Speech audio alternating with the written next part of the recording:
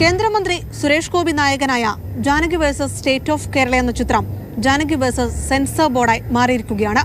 സീതാദേവിയുടെ പേരാണ് ജാനകി എന്നും അത് സിനിമയിൽ ഉപയോഗിക്കാൻ പാടില്ലെന്നുമായിരുന്നു കേന്ദ്ര സെൻസർ ബോർഡിന്റെ നിർദ്ദേശം.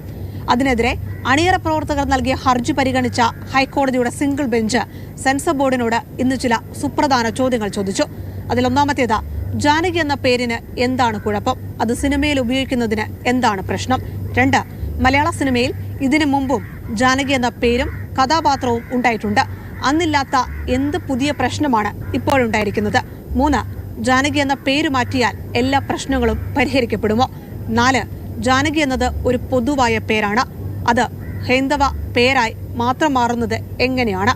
ഇതിന് സെൻസർ ബോർഡ് നൽകിയ മറുപടി ജാനകി എന്നത് സിനിമയിൽ ഒരു അതിജീവിതയുടെ കഥാപാത്രമാണ് എന്നതായിരുന്നു.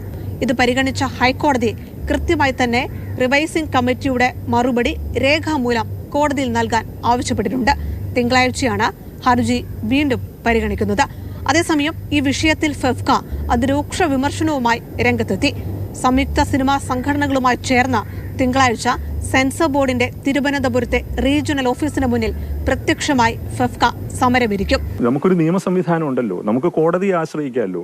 ഇവിടെ എന്ത് തരത്തിലുള്ള ഒരു നിയമത്തിന്റെ മുകളിലാണ് ഈ ആവശ്യം എന്നുള്ളത് ഞങ്ങൾക്കറിയണം. ജാനകി എന്ന പേര് ഇതിനു മുമ്പും ഉപയോഗിച്ചിട്ടുണ്ട്.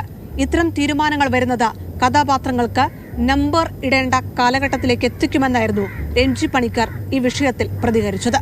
ഒരു പേരിനെ സംബന്ധിച്ചുണ്ടാകുന്ന ഒരു ഡിസ്പ്യൂട്ട് എന്ന് പറയുന്നത് നാളെ മനുഷ്യന് കഥാപാത്രങ്ങൾക്ക് പേരിടാതെ നമ്പർ ഇടേണ്ടുന്ന ഒരു സാഹചര്യത്തിലേക്ക് പോയേക്കാം. കേന്ദ്ര സെൻസർ ബോർഡിന്റെ കേരള പാനൽ സിനിമ കണ്ട് യാതൊരു വിധത്തിലുള്ള തിരുത്തലുകളും നിർദ്ദേശിക്കാത്ത ഒരു ചിത്രം, അത് സെൻട്രൽ സെൻസർ ബോർഡ് പേര് മാറ്റണമെന്ന് ആവശ്യപ്പെടുന്നത് വിചിത്രമായ നടപടിയാണ്. കൊച്ചിയിൽ നിന്ന് റിയ, മാതൃഭൂമി ന്യൂസ്.